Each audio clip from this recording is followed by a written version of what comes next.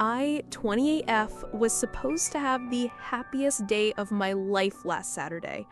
You know how people say your wedding day will be the one memory you carry forever? Well, mine will be seared into my brain for all the wrong reasons. My fiancé, no, scratch that, my husband for all of 3 hours is Mark, 29 men. We met 5 years ago at a mutual friend's birthday, hit it off instantly, and I thought he was my forever person. He proposed last summer, and since then, my entire life has been about planning this wedding. I had the Pinterest boards, the color schemes, the custom floral arch, the dress I cried over when I first tried it on. My mom cried, my bridesmaids cried. It was a dream. We hired a DJ, booked a stunning barn venue outside the city, and invited 120 people. Everyone I loved was there. Family, friends, co-workers. Even my high school best friend who moved to Texas flew in. I thought I was about to marry my soulmate in front of all of them. We also had this plan for the reception. During dinner, the lights would dim and a slideshow of our relationship would play. Cute photos from our first date, vacations, silly selfies, the proposal. It was supposed to be sentimental and fun, a way to share our love story with everyone. The slideshow was handled by our mutual friend, Alex, 29 men. He's good with tech and video editing, so we asked him to make it as our wedding gift. He said yes. I trusted him completely. He's been in our friend circle forever. Dinner was served, drinks were flowing, speeches were made. The slideshow started. Everyone smiled as photos of Mark and me popped up on the big projector screen. Our trip to Miami, my graduation, him meeting my dog for the first time. My heart swelled. I looked over at Mark and he squeezed my hand. Then, it happened. The next photo wasn't us. It was Mark, shirtless, in bed with another woman. At first I thought it was some kind of mistake, like a wrong file got mixed in. People gasped. My aunt dropped her fork. My cousin snorted nervously, thinking maybe it was a prank. But then the next slide appeared. And the next. It wasn't a mistake. It was an entire sequence. Mark kissing the woman, Mark in a hotel mirror selfie with her, screenshots of text messages, "I miss you, baby," "She's out of town, come over," "I can't wait to leave her and be with you." The room went dead silent, except for the clicking of the slideshow as it advanced. Each photo was like a punch to the gut. My stomach turned, my vision blurred. My mom gasped, covered her mouth, and ran out of the hall crying. My maid of honor grabbed my arm like she was ready to pull me away. Guests were frozen in place, some whispering, others just staring at the screen with wide eyes. Mark jumped up, red in the face, and started shouting at Alex. "What the hell are you doing? Shut this off, now!" Alex stood up from the DJ booth, looked right at me, and said calmly, "You deserve to know before it was too late." Mark lunged toward him, but 2 groomsmen stopped him. Chaos broke out. Some guests tried to shield the screen, but the images kept rolling until the slideshow ended with a black screen and the words, "She deserves the truth." I just stood there in my wedding dress, frozen, humiliated, in front of everyone I loved. It felt like my heart was ripped out of my chest in slow motion. Mark turned to me, frantic, swearing it was old, it was nothing, it didn't mean anything. His voice echoed through the hall. I couldn't even process what he was saying. The only thing I could hear was the blood rushing in my ears and people whispering, "Oh my God." I took off my ring. Right there, in front of everyone, I slipped it off my finger and placed it on the table. The rest of the night is a blur. I remember my bridesmaids walking me out, my dad putting his jacket around me, guests either rushing after me or just sitting in stunned silence. I cried until my makeup smeared all over my face, and I ended up at my mom's house, curled on her couch in a wedding dress I'd dreamed about for years. Instead of a honeymoon, I woke up the next morning to a dozen missed calls and texts, some from guests saying they were sorry, some from Mark begging me to talk, and one final text from Alex. I'm sorry for how it happened, but you needed to see. Don't waste your life on him. That's how my marriage ended in less than 24 hours. The morning after was worse than the night itself.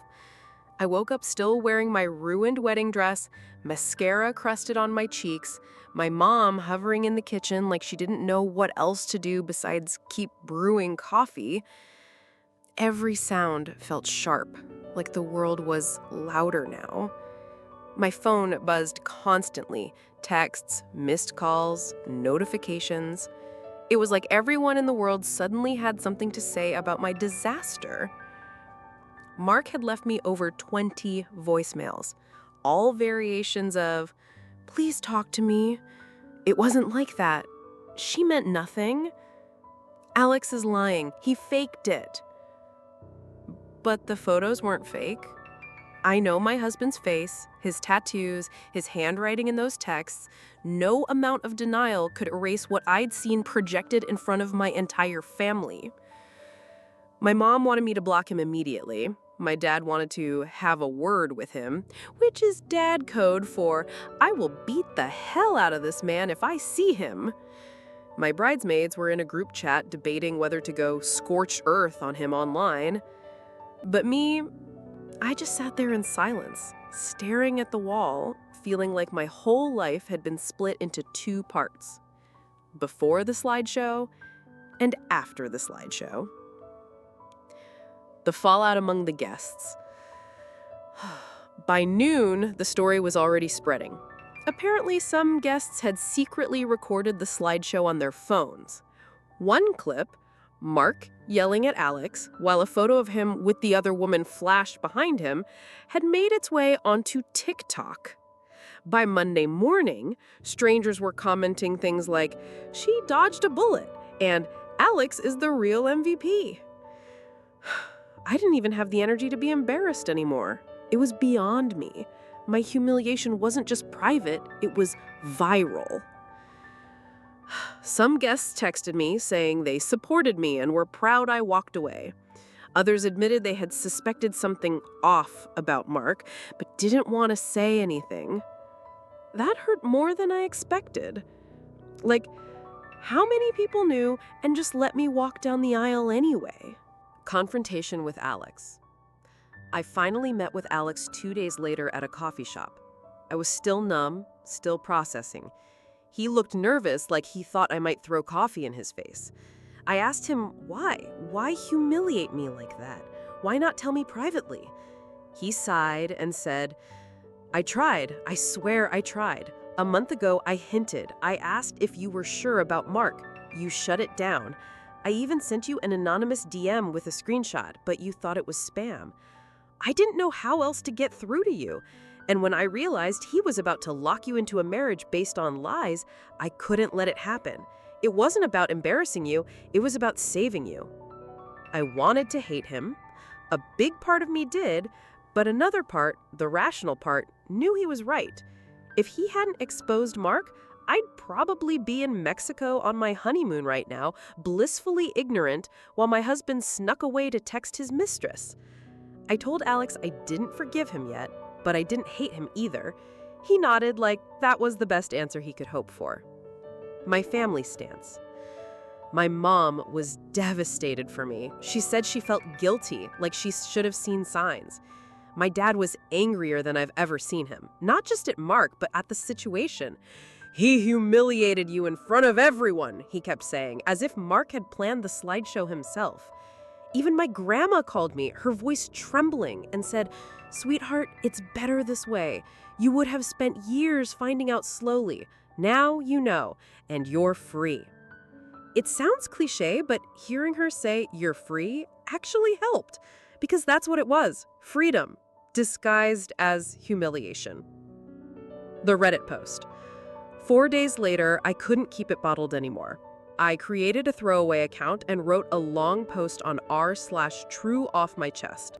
I titled it, "My friend exposed my husband's affair during our wedding slideshow, and my marriage ended in 3 hours." I poured everything out. The planning, the betrayal, the slideshow, the ring on the table. I ended it by asking the same question I've been circling since that night. Do I have the right to be angry at my friend for how he did it, even if he saved me from a life with a liar? The post blew up. Thousands of comments. Some said, "Alex is a hero. You'll thank him later. You deserve the truth before you signed those papers. Humiliation heals. A wasted marriage doesn't." Others criticized him.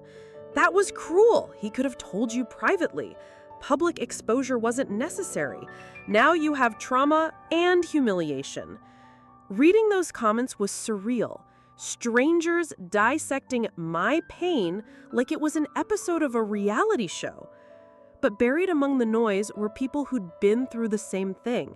Women and men saying, "I wish someone had told me before I said I do." You're lucky in a twisted way. For the first time, I didn't feel completely alone. Where I am now. It's been a week. I filed for annulment. I moved back into my mom's house. My wedding dress is still hanging in her guest room closet. I can't even look at it. Mark hasn't stopped begging. He swears it's over with the other woman. He swears he'll go to therapy, delete social media, anything. But I can't even picture his face without seeing those photos burned into my mind. Do I still love him? God, I wish I didn't. Part of me does. But love doesn't erase betrayal. As for Alex, I haven't decided what place he has in my life now. I'm grateful. I'm furious. I'm humiliated. I'm relieved. It's all tangled together. People keep telling me, "One day you'll laugh about this." I don't know if that's true, but one thing I do know, the slideshow that ruined my wedding also saved my future. And maybe, just maybe, that's worth more than any perfect wedding day ever could be.